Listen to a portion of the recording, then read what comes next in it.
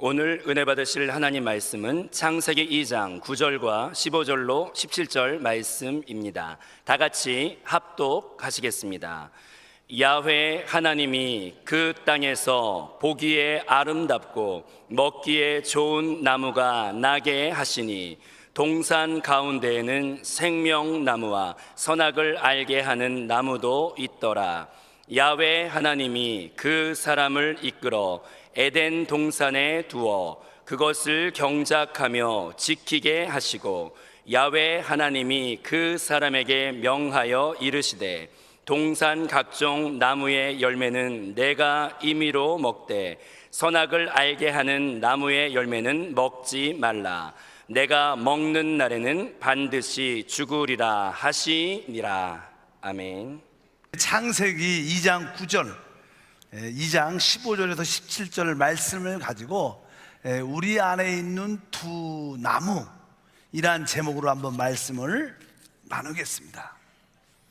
우리는 인생을 살아가면서 한 번쯤은 어떻게 사는 것이 잘 사는 것인가? 어떻게 사는 것이 지혜가 있는 것인가?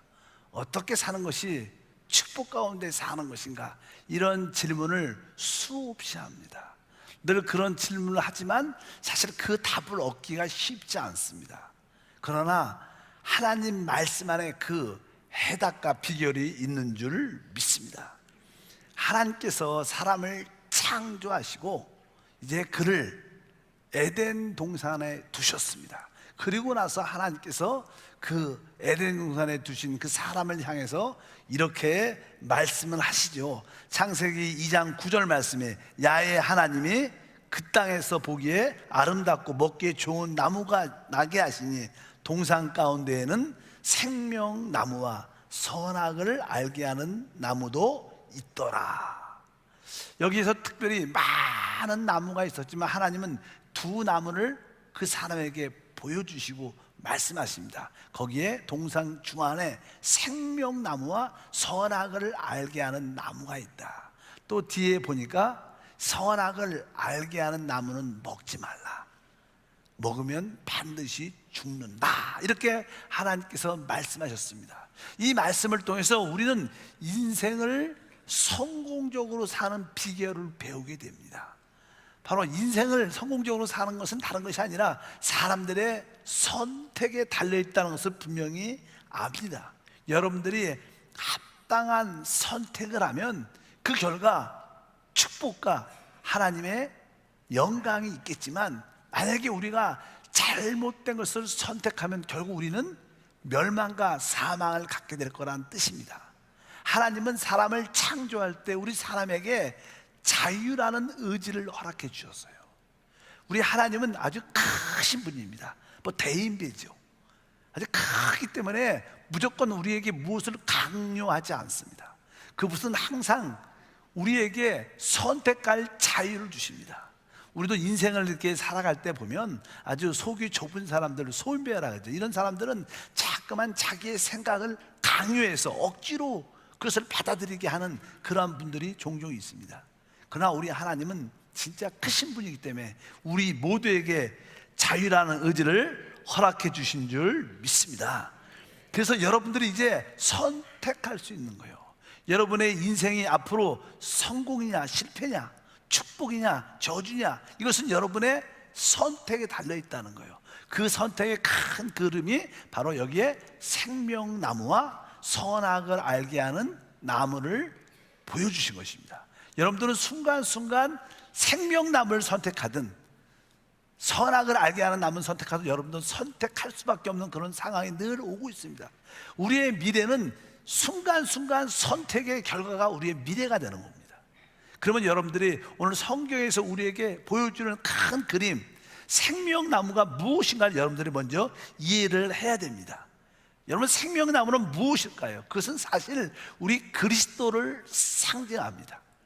그리고 그것은 결국 이 생명나무의 의미는 결국 그 생명나무를 의지해야 된다는 것을 갖고 있습니다. 주님은 우리에게 말씀하죠. 우리가 요한복음 14장 6절에 예수께서 이르시되 내가 곧 길이요 진리요 생명이니 나로 말미암은 자는 아버지께 올 자가 없다. 우리 주님께서는 내가 곧 길이다, 내가 진리다, 내가 생명이다. 바로 나를 통해서만이 하나님 아버지께 올 수 있다고 말씀합니다. 이것은 그리스도를 통하지 않고는 결코 하나님 아버지를 만날 수 있지 않다는 거예요. 여러분들이 오직 그리스도를 통해서만이 그분을 붙잡을 수 있고 체험하게 되는 줄 믿습니다.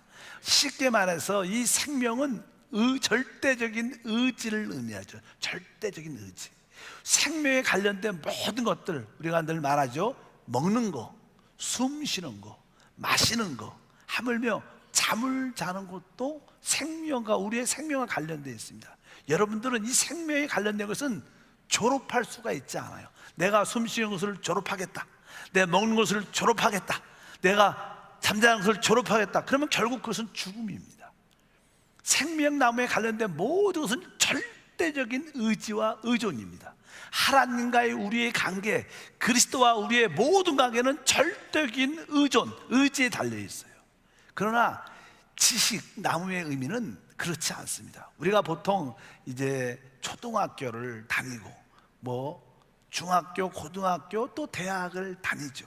우리가 초등학교의 기본 지식을 배웁니다.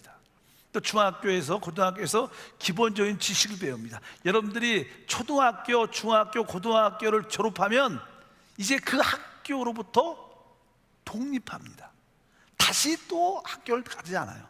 다시 중학교를 또 다니지 않습니다. 고등학교를 다시 들어가지 않습니다. 왜? 그 학교로부터 독립합니다. 여러분들이 그 초등학교에 합당한 지식을 얻게 되면 거기서 벗어나죠. 그 학교와 독립하는 것이에요. 중학교와 독립하죠. 고등학교와 독립합니다. 거기에 합당한 지식을 갖게 되면. 그래서 이 지식나무라는 것은 바로 다른 의미로 말하면 독립, 하나님과의 독립을 의미합니다. 그래서 이 선악과를 알게 하는 나무는 다른 의미로서 그 선악을 알게 한다는 것은 지식을 가졌기 때문에 지식나무라고 말합니다. 그리고 그 결과는 죽기 때문에 사망의 나무다. 생명나무는 간단하죠. 한마디로 생명입니다. 생명. 더 이상 다른 표현도 없습니다. 내용도 생명이고 결과도 생명입니다. 그러나 지식나무, 선악을 알게 하는 나무는 다양한 표현들이 있어요. 그것을 지식나무라도 말하기도 하고 사망의 나무라고도 말합니다. 여기서 알 수 있는 것은 바로 우리가 그리스도에 대해서, 하나님에 대해서 순간순간 절대적인 의지적인 삶을 살아낼 때 우리는 승리할 수 있다는 거예요. 그러나 여러분들이 지식을 소유하고 지식을 따라 산다면 여러분들은 하나님과 멀어지고 독립되고 그 결과 시간이 지나면 우리는 멸망과 실패를, 사망을 체험한다는 뜻을 가지고 있습니다. 실제로 우리가 선악을 알게 하는 세상의 모든 교육은 지식을 배웁니다. 그래서 여러분들이 어떤 지식을 배우면 더 이상 다른 거에 대해서 의지할 필요가 없어요. 내가 배운 그 지식을 따라 살아갑니다. 그래서 이 지식나무가 우리가 인간의 지혜로는 나쁜 것 같지 않지만 하나님 관점에서는 하나님과 독립되게, 하나님과 멀어지게 하는 것입니다. 만약에 여러분들이 어떠한 무엇에 대한 지식을 가지고 있으면, 여러분 그 일을 할 때 합당한 지식을 갖고 있으면 하나님을 더 이상 의지하지 않죠. 그냥 내가 아는 그 지식, 내가 배운 지식에 따라 그 일을 늘 합니다. 하나님과 독립돼서 일합니다. 근데 사실 영적으로 그것은 뭐예요? 곧 죽음을 의미한다는 것을 분명히 알아야 됩니다. 지식이 우리 눈에는 좋은 것 같지만 그것은 하나님과 멀어지게 하고 결국 우리에게 실패를 가지고 온다는 것을 분명히 알아야 됩니다. 그래서 인생의 성공의 비결은 무엇인가? 생명나무이신 그리스도를 절대로 의지하는 거예요. 여러분 안에 오신 생명나무 그리스도를 끝까지 순간순간 그분을 붙잡는 거예요. 그러나 사단은 항상 우리에게 어떠한 체험과 지식을 줘서 그 체험을 믿고 그 지식을 따라 살으라고, 하나님이 없어도 네가 그 지식을 따라 살면 될 수 있을 거라. 결국 그것은 우리에게 실패와 멸망을 가지고 온다고 분명히 말씀합니다. 처음에 사람이 창조됐을 때 그 생명나무와 그 선악을 알게 하는 사망의 나무는 우리 밖에 있었어요. 밖에. 근데 사람이 타락하고 나서는 이제 그리고 구속받고 나서는 그 생명나무와 선악을 알게 하는 지식나무가 바로 우리 안에 들어오게 됩니다. 처음에는 에덴 동산에 그 두 나무가 상징적으로 있었지만 지금은 바로 여러분 안에 바로 생명나무와 선악을 알게 하는 나무가 있다. 그러면서 바로 이 선악을 알게 하는 나무가 어디 있느냐? 그것은 바로 우리 육신 안에 있다고 성경에서는 말씀합니다. 로마서 5장 12절에 읽어보니까 그러므로 한 사람으로 말미암아 죄가 세상에 들어오고 죄로 말미암아 사망이 들어왔나니 이와 같이 모든 사람의 죄를 지었으므로 사망이 모든 사람에게 이르렀다. 한 사람의 범죄로 말미암아 바로 우리에게 죄가 들어오고 죄의 결과 우리에게 사망이 임했다고 말씀합니다. 그 죄의 사망이 어디 있는가? 바로 그것은 바로 우리 육신 안에 있다고 분명하게 로마서에 말씀합니다. 그래서 로마서 7장 17절 말씀을 읽어보니까 이제는 그것을 행하는 자가 내가 아니요 내 속에 거하는 죄니라. 이 사도 바울의 신앙의 체험 가운데 나는 하나님을 사랑하고 하나님의 법을 지키기 원하고 싶은 뜨거운 마음이 있었어요. 그래서 늘 하나님 말씀대로 하나님의 기쁘신 일을 하려고 수없이 노력을 하고 하나님을 향해서 나갔는데 그런 마음이 가득했는데도 자기는 또 죄를 져요. 죄를 짓는 자신을 보면서 그렇다면 나는 내 마음속으로는 진짜 죄를 지고 싶은 마음이 없는데 나는 죄를 또 져요. 그러니까 그가 깨달은 것이 야, 나는 죄를 짓고 싶지 않은데 죄를 지는 내 자신을 발견하면서 그러면서 그는 이렇게 말씀한 겁니다. 이제는 그것을 행하는 자가 내가 아니라 내 속에 거하는 죄다. 그러면서 사도 바울은 내 육체 안에 있는 이 죄가 내가 아니구나. 나는 원치 않는 그것을 행하는 것은 내가 아니라 내 속에 거하는 죄다. 그러면서 다시 한번 이렇게 이분화시키는 그런 믿음을 갖게 되죠.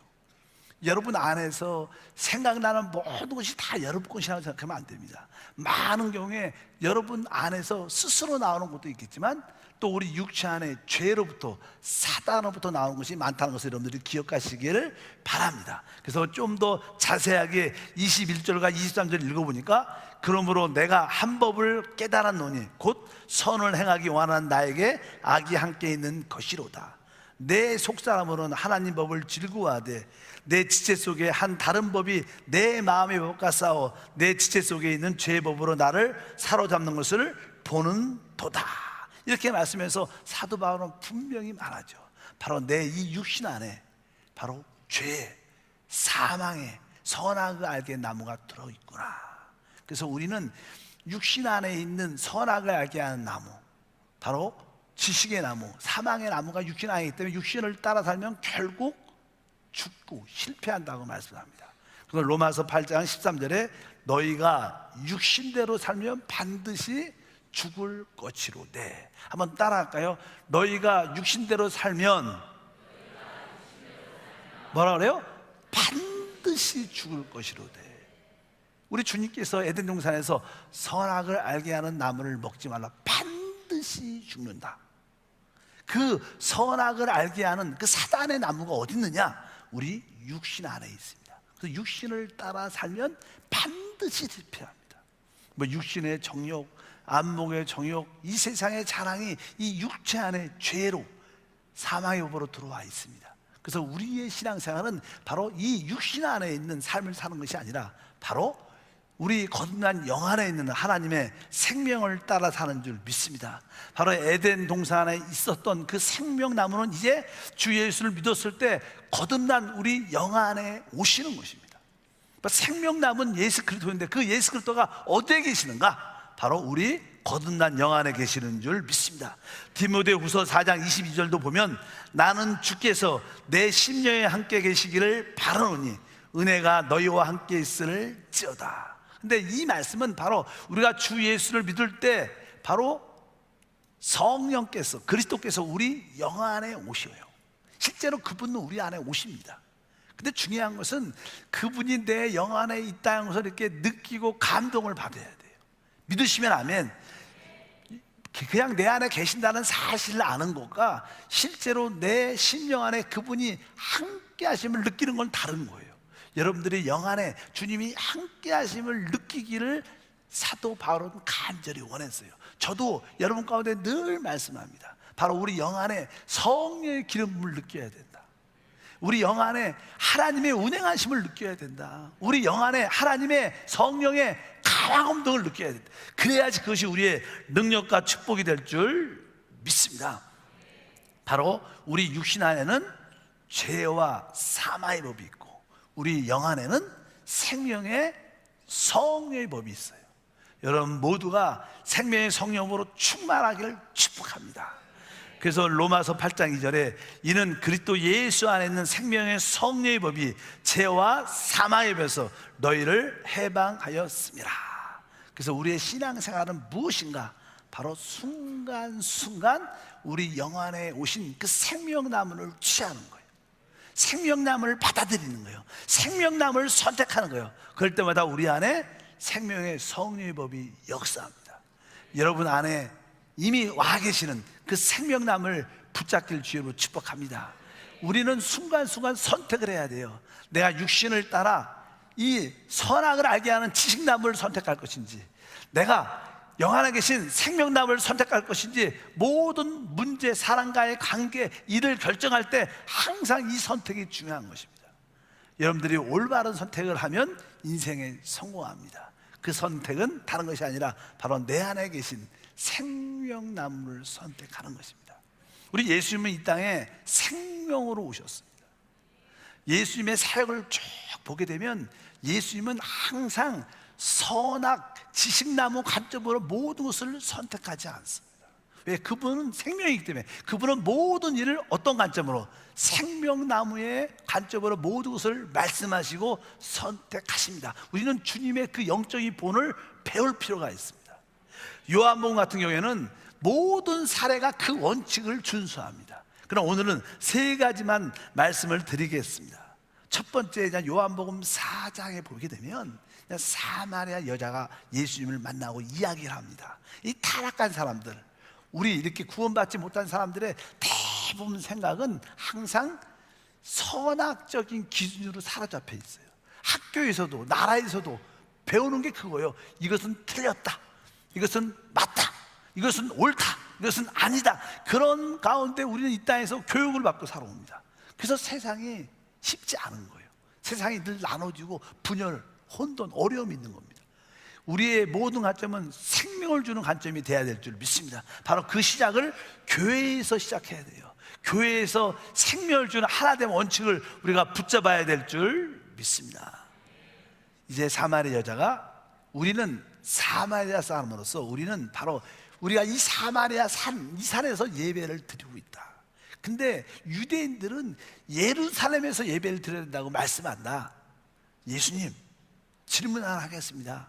우리가 이 산에서 예배를 드리는 게 맞습니까? 아니면 예루살렘에서 예배를 드리는 게 맞습니까? 질문이 그거예요. 항상 선택을 요구하는 거죠. 이게 옳습니까? 이게 옳습니까? 이게 틀립니까? 이게 틀립니까? 이것이 우리의 질문의 주된 내용입니다. 근데 이러한 질문에 우리는 올바로 대답을 할 수 있어야 돼요. 예수님은 이 산에서 해야 된다, 아니 예루살렘에서 예배를 드려야 된다. 예수님은 이렇게 선택적인, 선악적인 관점에서 대답을 하지 않습니다. 예수님은 대답을 이렇게 하십니다.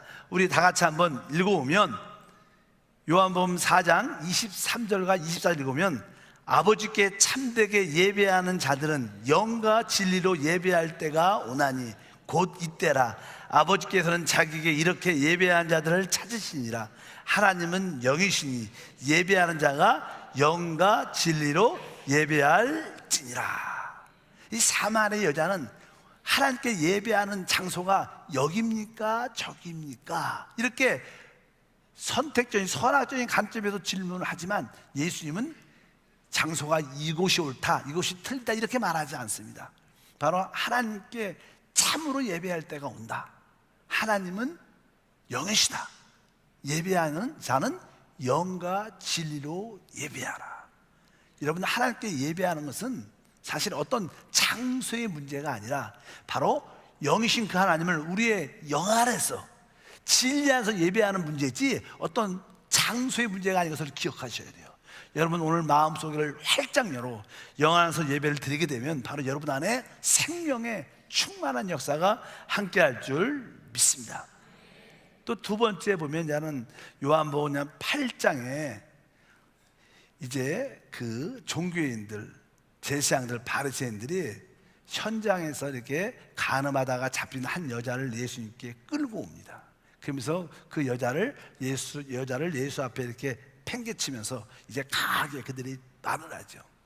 모세의 율법에는 이렇게 기록되어 있다. 이런 간음하다 잡힌 여자는 돌로 쳐 죽여야 된다. 그들의 질문은 항상 그런 겁니다. 이 여자가 죄를 졌다.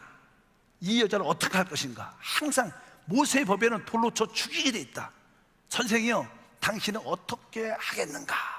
항상 선악적인 관점에서 질문합니다. 여러분들 다른 사람에 대해서 서로에 대해서 선악적인 질문을 한다면 그것은 여러분들은 확실하게 마귀에게 속는 겁니다. 그런 질문은 대부분 배후에 마귀와 귀신이 있다는 것을 아셔야 돼요. 우리 주님은 그런 질문을 받았을 때 금방 대답하지 않았습니다. 좀 머물러 있다가 무릎을 꿇고 땅에다 글을 쓰셨습니다. 그러니까 자꾸만 그들이 급하게 다구치죠. 선생이요, 어떻게 하시겠습니까? 그러니까 8장 7절에 주님이 이렇게 말씀하십니다. 그들이 묻기를 마지 아니하는지라 이에 일어나 이르시되 너희 중에 죄 없는 자가 먼저 돌로 치라. 너희 중에 죄 없는 자가 먼저 돌로 치라. 그래, 이 여자가 잘못했다.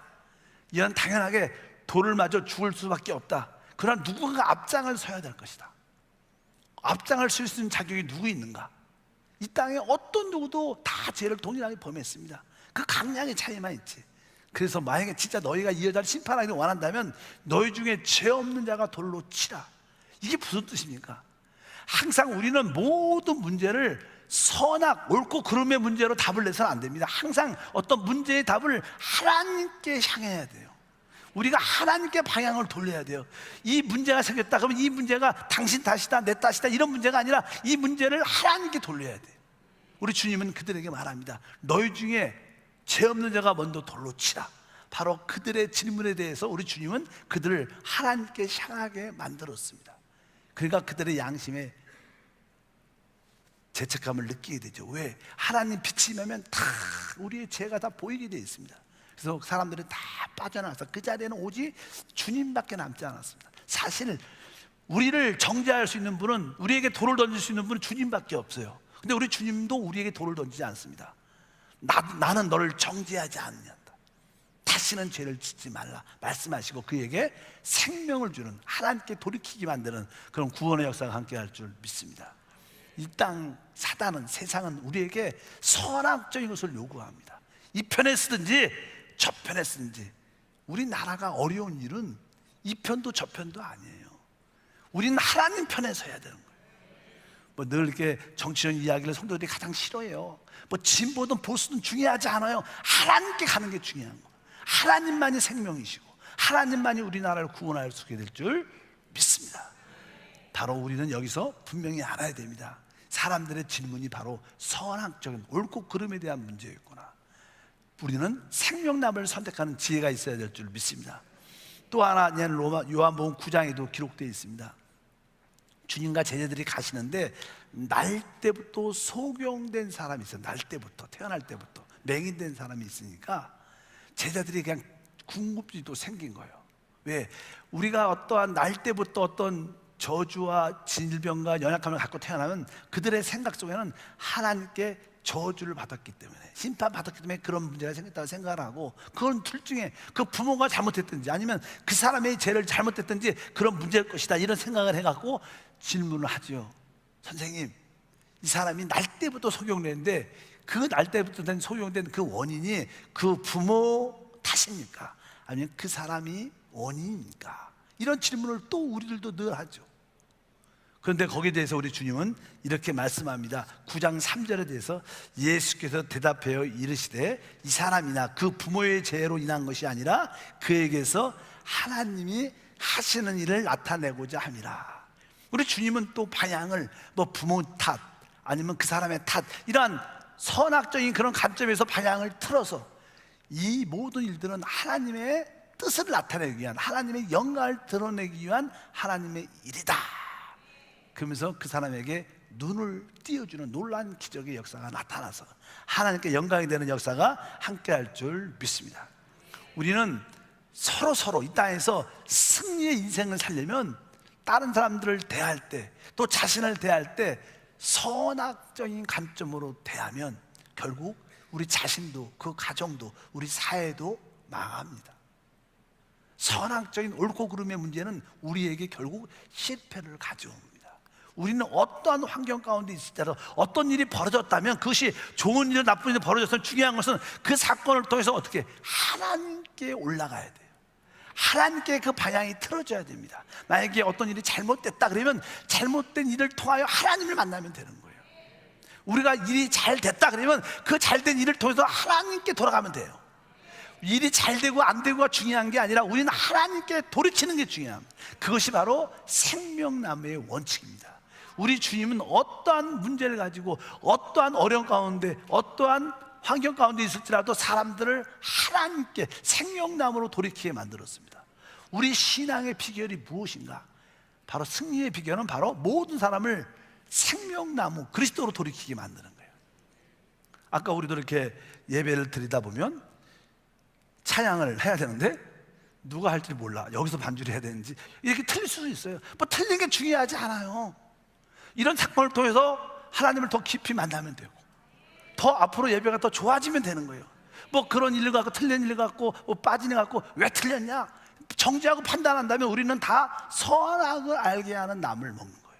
그러면 교회에도 깔아앉고, 또 당사자도 깔아앉고, 사회자도 깔아앉고, 담임 목사도 깔아앉고, 다 깔아앉아요. 마귀한테 속으면 안 되는 거예요. 그거 중요하지 않아요. 실패해도 그 실패를 통해서 하나님을 만나면 돼요. 일이 조금 잘 됐다, 잘 된 거로 교만하면 안 되고, 잘 됐으면 그걸 통해서 하나님을 더 만나면 되는 게 생명나무의 기본적인 원칙인 것을 기억하셔야 돼요. 우리 인생의 성공의 비결이 무엇인가? 우리 영 안에 생명나무가 있고, 우리 육신 안에는 선악을 알게 하는 지식나무와 사망의 나무가 있다는 거예요. 내가 순간순간 영으로 돌이킬 것인지 육신대로 행동할 것인지 우리의 선택에 달려있다는 거예요. 어떤 일이 생길 때마다, 어떤 사람과 대화 가운데 어떤 문제를 결정할 때마다 생명나무이신 영 안으로 돌이켜서 결정하셔야 돼요. 종종 우리 육신이 강한 사람들은 내 생각 판단으로, 내 기준으로 남들을 정죄하고 판단하죠. 우리는 내가 배워온 지식이 있어요. 경험이 있습니다. 체험이 있습니다. 모든 것을 거기에 기준해서 남들을 판단합니다. 아까 말씀했습니다. 사람이 어떤 지식을 갖게 되면 지식 안에서 스스로 결정을 합니다. 하나님과 상관없이. 그게 진짜 죄입니다. 우리는 내가 알고 있든 모르고 있든 다 내려놓고 계속 성령께 물어봐야 돼요. 이것이 신앙생활이에요. 여러분 안에 그 성령이 와 계셔요. 성령님, 내게 기름 부어 주셔서 깨닫게 도와주옵소서.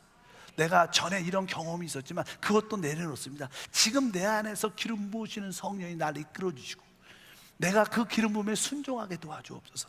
순간순간 그 생명나무를 선택하게 도와주옵소서. 남편을 대할 때, 아내를 대할 때, 자식을 대할 때 서로 봉사하다가, 봉사를 서로 하다가 그런 문제가 있을 때마다 바로 우리는 생명나무를 선택해야 되는 것입니다. 오늘날 에덴 동산은 여러분 안입니다. 우리 안에 생명나무와 선악을 알게 하는 지식나무가 있습니다. 여러분들은 합당한 것을 먹어야 됩니다. 그럴 때 우리에게 놀라운 축복과 은혜가 함께할 줄 믿습니다. 우리 교회에서도요, 이제 어떤 기관과 부서와 교구에서 서로 이렇게 봉사하다가, 이게 뭐 이렇게 선교팀도 마찬가지, 선교팀도 이렇게 선교를 준비하다가 여기 선극을 이렇게 했으면 좋겠다, 이런 대사를 넣었으면 좋겠다, 이렇게 행동했으면 좋겠다, 저렇게 이렇게 서로 대화를 할 수 있어요. 그러다가 내가 볼 때는 이렇게 하면 더 좋을 텐데, 또 어떤 분은 아니야, 그것보다 이렇게 하면 더 좋을 텐데, 그래갖고 이렇게 서로 충돌이 생길 수도 있어요. 의견이 안 맞아갖고. 그럴 때 대부분 사람들은 자기의 생각을 붙잡죠. 이게 이렇게 하자.